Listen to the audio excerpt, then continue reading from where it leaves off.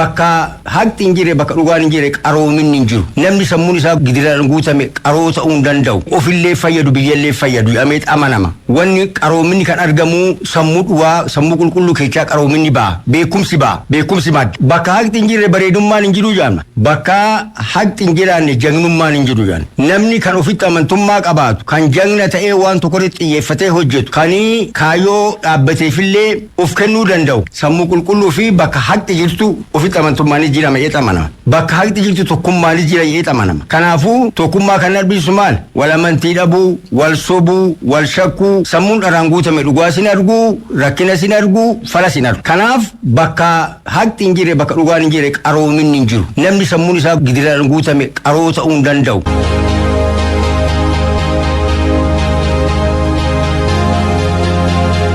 Seenessa waloo ijaaruun biyya guddoo ijaaruu keessatti iddoo olaanaa qabaa jedhame dhimmi kana irratti Feenet Girmaa waan qindeessite qabdi.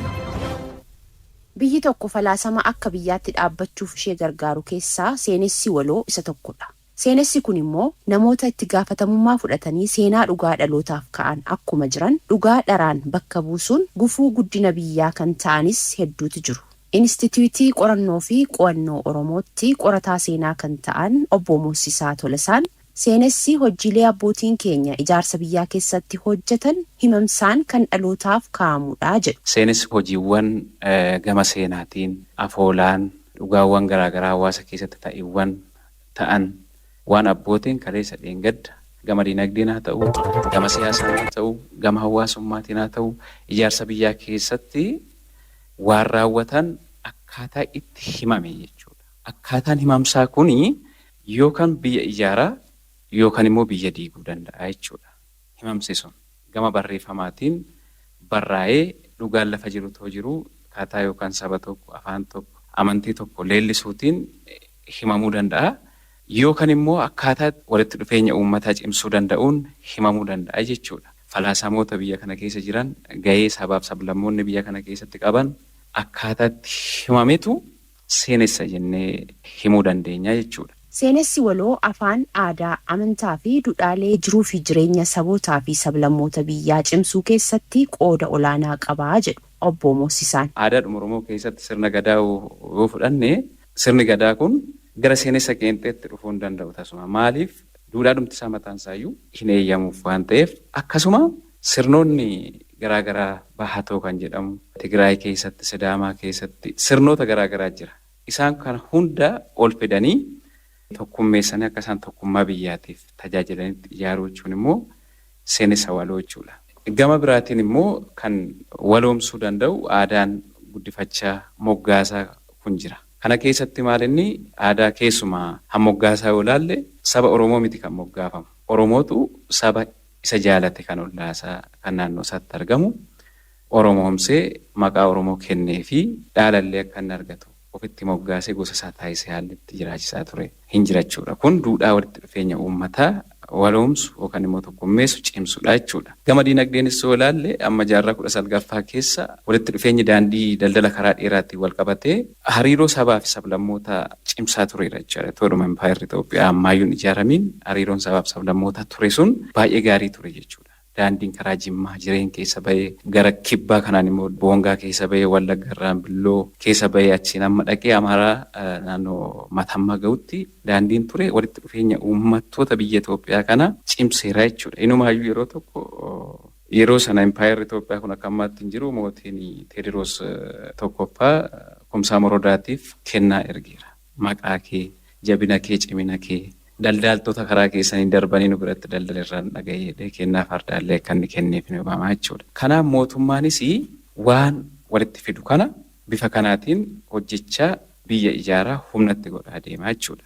Seenessa waloo cimsuu keessatti gumaachi aartiin biyyaaf gumaache olaanaa ta'uu qorataan seenaa obbo Moosisaa Tolasaan haala kanaan FM Finfinneetti himanii jiru. Aartiidhaan yoo ilaallu warri walooma aadaa tokkummaa faarsan artistoonni wanti Alii Birraan sirbu waan Oromoo kophaatti gara qeenxeetti harkisee Oromoo qofaa ol kaasutti waan biyyaaf ta'u saba kaaniifis barnoota irratti ispoortii irratti fayyaa irratti ennaa sirbu sabni kaanis yoo afaan sana dhagaye yoo hiikkate bu'aarraa barachuu danda'a jechuudha. Rooree Tsaggaayee Gabramadiin yoo fudhanne wanti inni barreesse walaloowwansaa waan qeenxee miti jechuudha. Waan Itoophiyaa ijaaru, waan Itoophiyaa gama aartiin guddisu. Itoophiyaa qofayyuu miti immoo intarnaashinaali sadarkaadhuma addunyaatti olaalle hojiinsaa guddaadha. Seenessi waloo seenessa qeenxeen yoo jijjiirame dhaloonni haaraan biyya kana dhaalu gumaacha sabootaaf sablammoonni ijaarsa biyyaa keessatti qaban hubachuuf rakkataa jedhan. Inistituutii qorannoo fi qo'annoo Oromootti qorataa seenaa kan ta'an obbo Moosisaa Tolasaan. Ormanni seenessa waloonni guddaan seenessa qeenxeeti jechuudha. Qaamni tokko kan sabni tokko ka'ee afaan hankootu caalaa, aadaan hankootu caalaa, amantaan hankootu caalaa, aartiin hankootu caalaa. Biyya kanaa anuma qofaatu bocee kan jedhu kun baay'ee badaa guddaa qabaachuudha. Namni tokkummaadhaan akka wal faana jiraanne, akka wal dhabu, akka walitti bu'u taasisa. Namni gaafa walitti bu'e immoo guddinni biyyaa sadarkum sanatti gadi deebi'aa deema waan ta'eef inni kun dhiibbaa guddaadha jechuudha. Lammaffaan immoo gama barnootaatiin karikulamiin barnootaa mataansaa dhiibbaa guddaa qaba. Amma keessumaa barnoota seenaatiin yoo ilaalte sabaaf sablammoonni biyya kanaa hundumtuu amma biyya tokko taanee jirrutti keessatti of arguu barbaada. Yoo seenaa isaanii, aadaa isaanii, karikulamii barnoota mana barumsaatti keessatti argaa isattiin guddatan keessatti ilaalaan deemne barnoonni mataansaa dhiibbaa guddaa qaba jechuudha. Kana akka hammataa ta'etti saba biyya kana keessa jiruuf seenaa isaanii, aadaa isaanii hammatutti gurmeessuun baay'ee barbaachisaa ta'a. Inni kan biraa miidiyaan waan waloomaa kana balballoomsuu sirriitti uummata hubachiisuu danda'utu irra jiraata jechuudha.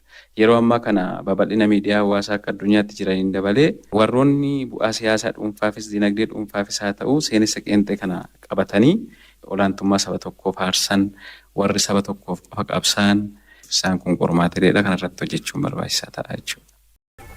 Oduu bal'inaan qaban keenya kan itti aanutti gaafa dabarru ministeerri bishaanii fi enerjii hooggantoonni miseensa biyyoota Igaadii bishaanii fi enerjii irratti hojjetan waliin raagaa qilleensa irratti haala itti odeeffannoo wal qoodachuun danda'amu irratti waliin mari'atanii gama qabiinsa odeeffannoo raagaa qilleensaatiin Itoophiyaan muuxannoo dansaa kan qabdu ta'uu ministeera bishaanii fi enerjii Dr. Injineer Abtaamuu Ittafaa himanii rooba barraa dhimma kana qindeessite.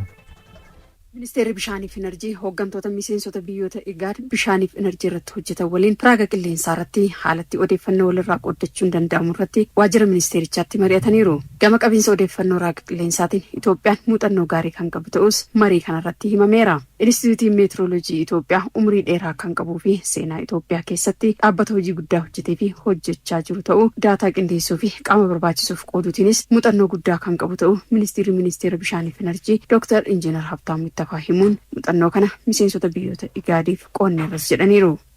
ልምዱ የመጀመሪያው ስራ ዳታ ማደራጀት ነው። የአየር ሁኔታ ዳታ፣ የዝናብ፣ የሙቀት መጠን፣ የንፋስ muuxannoon isaa daataa haala qilleensaa, rooba, hanga ho'aa, haala qilleensaa fi dhala namaaf barbaachisaadha kan jennu hunda qindeessuudhaan qaama laallatuuf qooda. Yeroo qoodanis hojimaata qaba. Sababa kanaan namoota balaarraa ittisuu dandeenyeerra. Kun akka muuxannoo guddaatti waan ilaalamuuf miseensota biyyoota Igaadiif qoonneerra. Itoophiyaan odeeffannoo raaga qilleensaa ammayyaa gochuuf xiyyeeffannoo guddaa kennitee hojjechaa jiraachuu simaniiru. Hooggantoonni miseensota biyyoota Igaad dhimma kanarratti mari'atanis Itoophiyaan dhimma kanarratti xiyyeeffattee hojjechuu ishee galateeffachuun odeeffannoo raaga qilleensaa walirraa qoodachuun qindoominaan of eeggannoo gochuu fi balaa qaqqabuu malu hambisuuf kan gargaaru ta'uu eeraniiru. And I will take this your commitment to our leadership. Carraaqqii fi quuqama isin qabdan waliin hojjechuuf qophii ta'uu keessanii fi daataa faayidaa qabu waliif qooduuf kutannoo isin qabdan bulchiinsa keenyatti nan hima. Only and only that we will be able to analyze, because when you get the right data, you will be able to predict what's happening. Daataa sirrii yoo qabaannee fi sirriitti hiikatti kennuu yoo dandeenye waan fuulduratti ta'u tilmaamuu ni dandeenya. Kun hojii gaariidha. Haala itti Itoophiyaan daataa qabattuu fi raagamu argineerra. Foorumii raaga qilleensaa ba'a Afrikaa 70ffaa magaalaa Finfinneetti gaggeeffameen odeeffannoo sirrii kaa'uu fi hiikatti kennuu of eeggannoo dursanii taasisuu fi furmaata kennuuf kan qophaa'e ta'uu simameera. Aadaa Oromoo keessatti ilmoon namaa kun uumama hundaaf bakka kenna, uumama hunda dhageeffata, uumama hunda sirnaan ilaalaa nagahaan jiraataa jechuudha. Misooma inni jennu, diinagdee inni jennu kun kana keessaa baha, kana keessaa dhalataa jechuudha. Yoo uumamni hundi nagaa qabaatan kana gochuu beektaa seera raammoo raaratti jedhee raammoo ijaan mul'atuuf ijaan hin mul'anneefi seera tume. Seera mukaa mokkonnoo jedhee seera bosonaa fi bineensa bosona keessa jiraatu, kan lafa keessa jiraatu dabalate. Seera dheedaareeraa jedhee yookiin seera maddaa margaa jedhe seera bishaanii fi waan bishaan keessa jiraatu kana hunda uumamaaf bakka waan kennuuf yoo kun hundi eegame misoomni jiraa jechuudha. Yoo kun hundi eegame dinagdeen jiraa jechuudha. Ilaalchi Oromoon dinagdeef qabu isa kana nama sadarkaadhaan qooduun hin jiru gadaa keessa nama gartuudhaan ka adda qoodu kun gadaa Oromoo keessa hin jiru beektaa. Warra olaanaa warra jiddugaleessa warra gadaanaa gabaabaa dheeraan yookiin warra akkasii gosa gadaan gosa olaantuu jechuun hin jiru. Namooma irratti ijaarame gadaan kun namaa miti bineensa kaaniifuu jenne miti namooma irratti ijaarame waan ta'eef gadaa keessa wanni akkasii hin jiru jechuudha. Sirni burjaazii sirni akkasii kun gadaa Oromoo keessa aadaa Oromoo keessa hin jiru. Nama kamiyyuu ta'e gosa kamiyyuu ta'e biyya kamiyyuu dhufe aadaaf duudhaa Oromoo kana barbaada jennaan lakkii ati gosa kanaa gosi kun gadaatti makamuu hin danda'u jedhee ofirraa hin deebisu. Sirritti hubatamuu qaba.